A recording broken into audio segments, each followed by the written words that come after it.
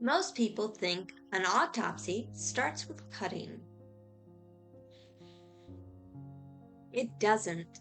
It starts with observation. Every mark, bruise, scar, and injury is documented before the body is opened.